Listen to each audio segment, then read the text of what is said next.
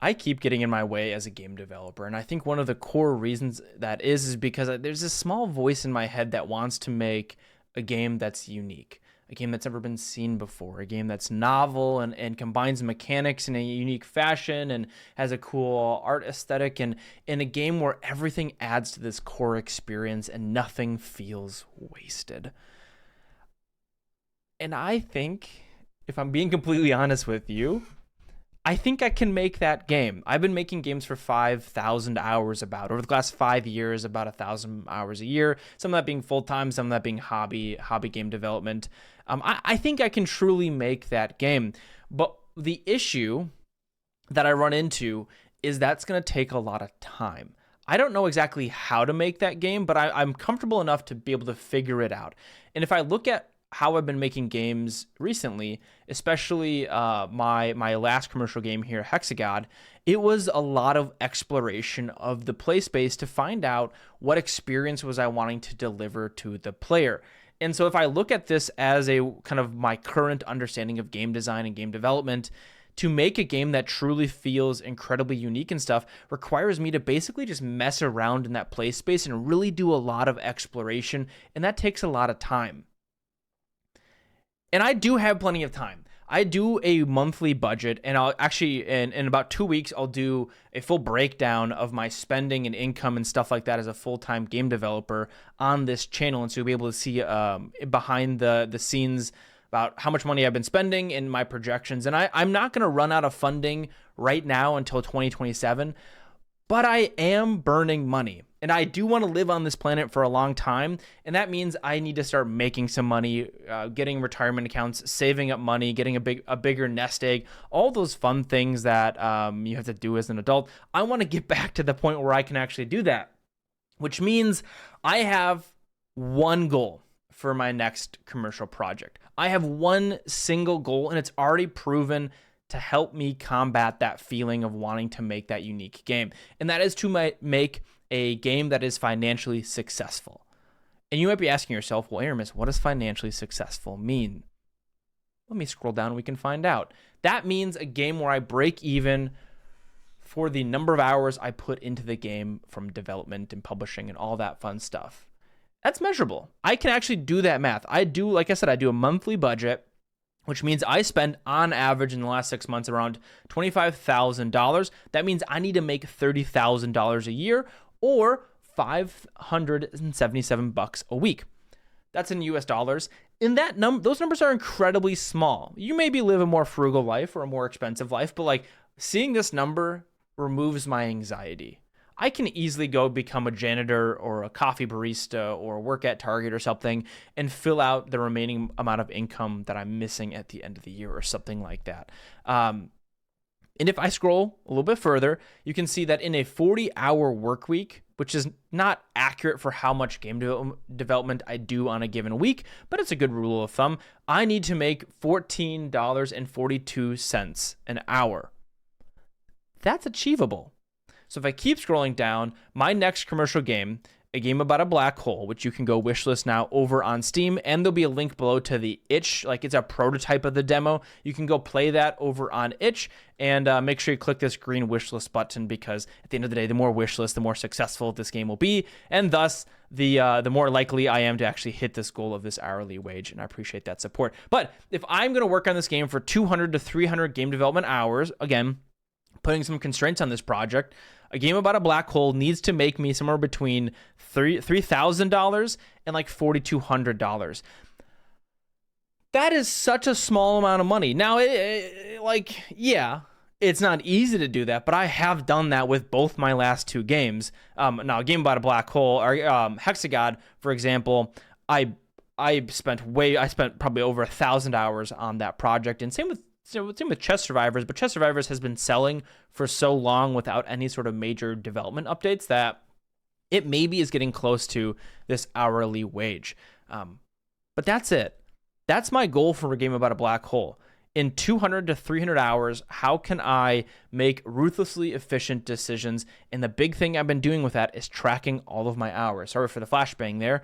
I have so far worked on this game for about 120 hours, and you can see here that I'm just keeping track of generally what am I doing and how many hours am I spending on it. Now, I need to confess, even though I've been tracking those hours, the last 14 days on that list were full of me exploring the play space and trying to honestly make a unique game. There's many incremental games out there, and there's many different ways you can put things together, and I kept exploring that space of what is a fun incremental game that can be centered around a black hole.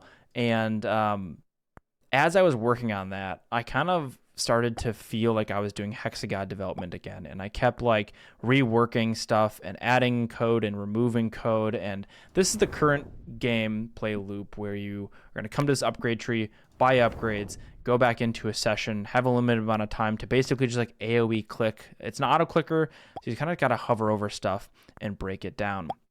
And it's hard to admit it, I think, to you and maybe to myself. But this gameplay loop is based off of Keep On Mining. Keep On Mining has a very similar idea and loop where you're hovering over these mining nodes and mining stuff out. It is an incredibly successful game at this point. If I bring up the calculator and take the number of reviews, 2,617 times 5, which is the price, times 30, which is the average number of reviews to purchases across, that's kind of the community accepted number. It's made around $400,000. If I make 1% of that, that'll hit my goal again of hitting this range. I don't like that I'm kind of going to be yoinking the keep on moving, even the way I'm speaking about it. It's not how art is done. Art is not doing something completely unique. Art is taking something that you enjoy and putting your own spin on it. I know that, but I'm still sitting here having this ego moment where I'm like, gosh, am I just copying this game? And yes, I am. I'm partnering with somebody who basically did this with Click and Conquer. Sockhouse was the core developer, but I'm partnering with Thornady, who worked with Sockhouse to help him make Click and Conquer within 300 hours of game development time. And you know what this game has made? North of $100,000 already. I had Sockhouse and Thornady over on my podcast, Scope Creepers, here in this podcast here. Absolutely a fabulous conversation. And Thornady ended up reaching out to me a couple weeks later. We kept talking and having a good time and really chatting about things, and proposed working on a game about a black hole with me to try to do the same thing he did with Click and Conquer and Sockhouse. And this last week, I sent Thornady a build. He didn't like it. And I was like, well, then what should the direction of this game be? Where do we need to go? And we kind of both took some time and thought about it a little bit more. And I kept bringing up Keep On Mining and how satisfying of a gameplay loop. It's still active yet passive. It's simple to explain. You don't really need a tutorial. You kind of just get to go do the thing and have the fun dopamine. And I really liked that. And he said, what if you just did that mechanic? I kept getting in my own way, and I do it all the time. And so far it's been helpful to have someone else who has skin in the game to be able to check that. My goal is not to make a unique game. My goal is not to make a game that has never been seen before. My goal is to make a game that is financially successful for the amount of time I put into it. The market has already validated that the Keep On Mining loop works. Let us take that success, that fun that I enjoy myself, and put my own unique spin on it. Put my own unique, there's a theme and flavor, and there's different things that we can do to make the experience different enough. And if it's not different enough, that's okay. The goal is not to make a game that's completely different. The goal is to make a game that's financially successful. Someday I know I will make my magnum opus or opus magnum. I'm dyslexic. I don't know which order it is, and the Zachtronics game does not help my brain understand which way it is, but I will make that game. Someday I know I will. I have to make sure that I can learn enough about game development in the next 5,000 hours to make that possible. I've been Aarimous. Thank you so much for watching.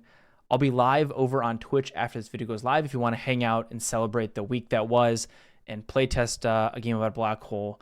I really, really enjoy where it's at. I'll see you next time. Bye-bye.